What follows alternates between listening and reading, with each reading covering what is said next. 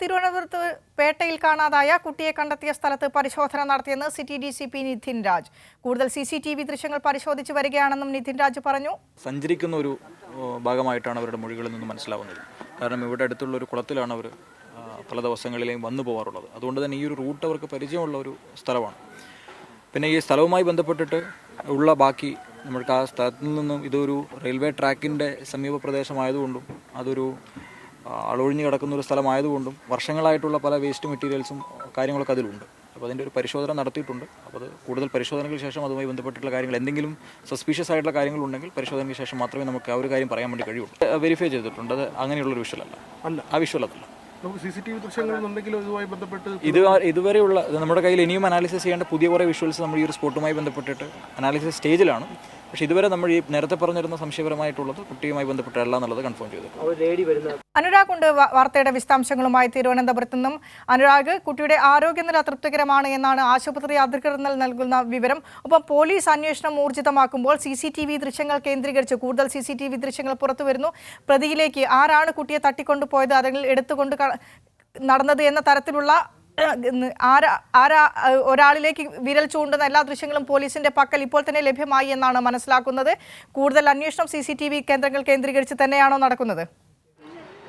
വിനിഷ, ഓൺസൈൻസ് കോളേജിന് സമീപത്ത് റോഡരികിൽ മാതാപിതാക്കൾക്കൊപ്പം ഉറങ്ങിക്കിടന്ന ബീഹാറി സ്വദേശിനിയായ 2 വയസ്സുകാരി 500 മീറ്റർ ഈ ഉറങ്ങിക്കിടന്ന ഇടത്തു നിന്ന് 500 മീറ്റർ അകലെ ബ്രഹ്മോസിന് പുറകെ അറപ്പുര വിളാകമെന്ന സ്ഥലത്ത് 5 അടി താഴ്ചയുള്ള കിടങ്ങിൽ എങ്ങനെ എത്തി എന്ന കാര്യത്തിൽ ഇപ്പോഴും അവ്യക്തത തുടരുകയാണ്.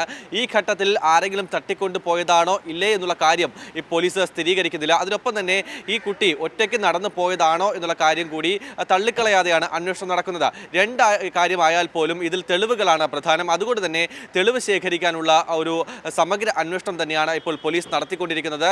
രാവിലെ മുതൽ DCP നിതിൻ രാജിന്റെ നേതൃത്വത്തിൽ ഫോറൻസിക് സംഘം അവിടെ തെളിവ് ശേഖരണം നടത്തുകയും ചെയ്തു. അതിനൊപ്പം സമാന്തരമായി തന്നെ ഈ ബ്രഹ്മോസിന് സമീപത്തുള്ള എല്ലാ CCTV ദൃശ്യങ്ങളും പോലീസ് പരിശോധിച്ച് വരിക കൂടിയാണ്.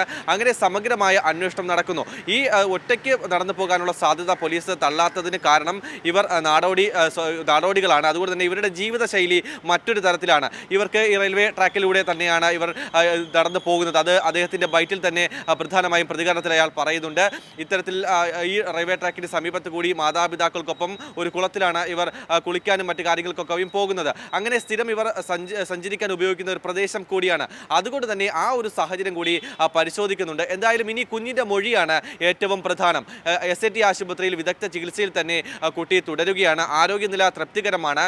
ശിശുക്ഷേമ സമിതിയുടെ നേതൃത്വത്തിൽ വരും ദിവസത്തിൽ തന്നെ കഴിയുമെങ്കിൽ അടുത്ത ദിവസം തന്നെ മൊഴി രേഖപ്പെടുത്താനാണ് പോലീസ് തീരുമാനിച്ചിരിക്കുന്നത്. കാരണം ഇതിൽ ഏറെ നിർണായകമാവുക കുഞ്ഞിൻ്റെ മൊഴി തന്നെയാണ്. ആരെങ്കിലും കുട്ടിയെ എടുത്തുകൊണ്ട് പോയതാണോ അല്ലെങ്കിൽ ഒറ്റയ്ക്ക് പോയതാണോ എന്ന കാര്യം കുട്ടിയോട് ചോദിച്ചറിയേണ്ടതുണ്ട്. പക്ഷേ ഇപ്പോൾ മാനസികാഘാതം സംഭവിച്ചിട്ടുണ്ടോ എന്ന് അറിയാനുള്ള പരിശോധന വിദഗ്ധ ഡോക്ടർമാരുടെ വ്യക്തമാണ്. തിരുവനന്തപുരം പേട്ടയിൽ കുട്ടിയെ കാണാതായ സംഭവത്തിൽ അന്വേഷണം ഊർജിതമാക്കി പോലീസ്. ലഭ്യമായ എല്ലാ തെളിവുകളും ഉപയോഗിച്ചാണ് പോലീസിന്റെ അന്വേഷണം നടത്തുന്നത്. DCP നിതിൻ നേരത്തെ കുട്ടിയെ കണ്ടെത്തിയ സ്ഥലത്ത് സന്ദർശിച്ച് മാധ്യമപ്രവർത്തകരോട് സംസാരിച്ചിരുന്നു. ഇതിന്റെ എല്ലാ വിശദാംശങ്ങളാണ് VS അനുരാഗ് തിരുവനന്തപുരത്ത് നിന്ന് നൽകിയത്.